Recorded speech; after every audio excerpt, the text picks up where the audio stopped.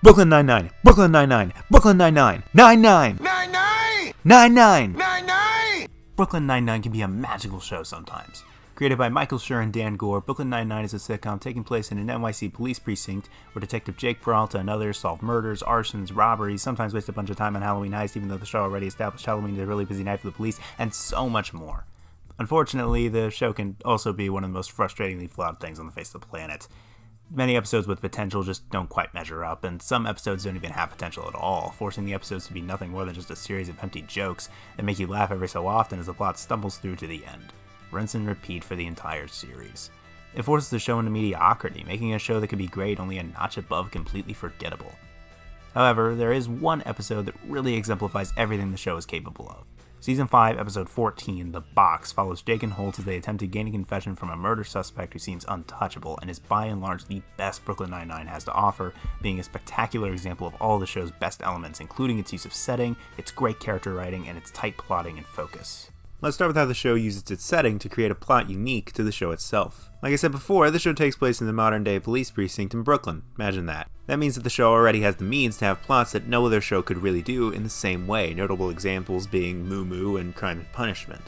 I mean, at the show's best, it's a mix of Law and Order and The Office. Speaking of which, The Office actually tried to do this whole interrogation shtick itself. In the episode Drug Testing, Dwight, trying to figure out who used marijuana on office property, brings everyone in for interrogations. However, none of the characters, and not even the show itself, treats the circumstance with any modicum of seriousness. The fact that it's happening at all is the joke.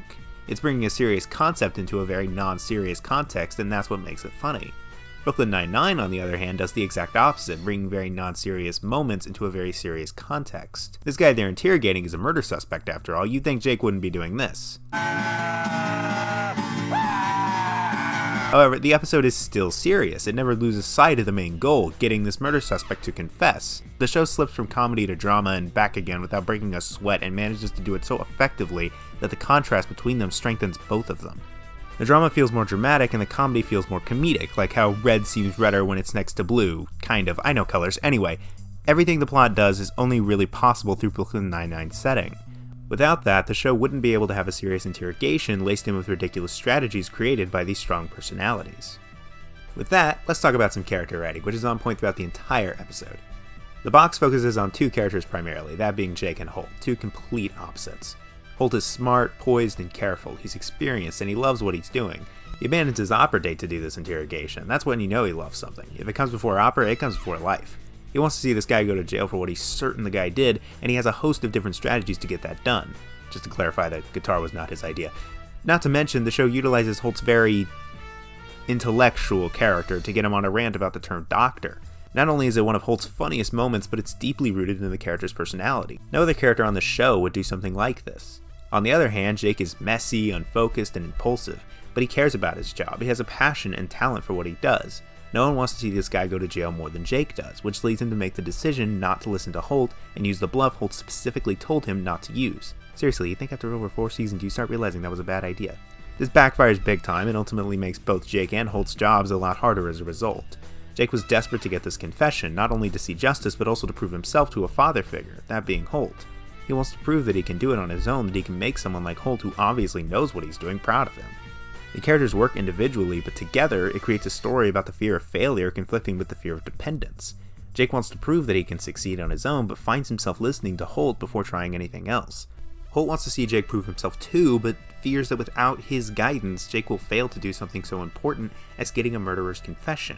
It highlights their greatest differences as well as their greatest similarity, their passion for justice.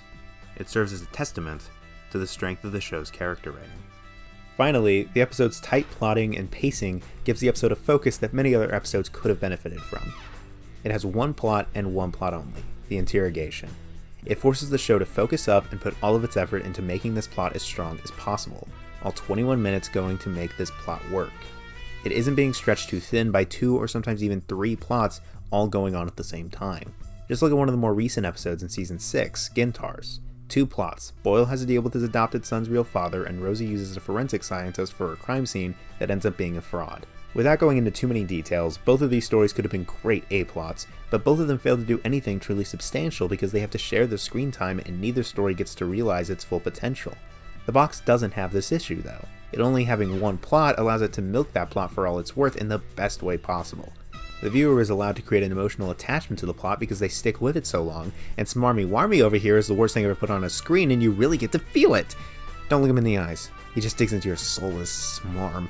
But with all of that emotional attachment, the episode's conclusion, which of course is Jake managing to trick the suspect into confessing, is all the more rewarding.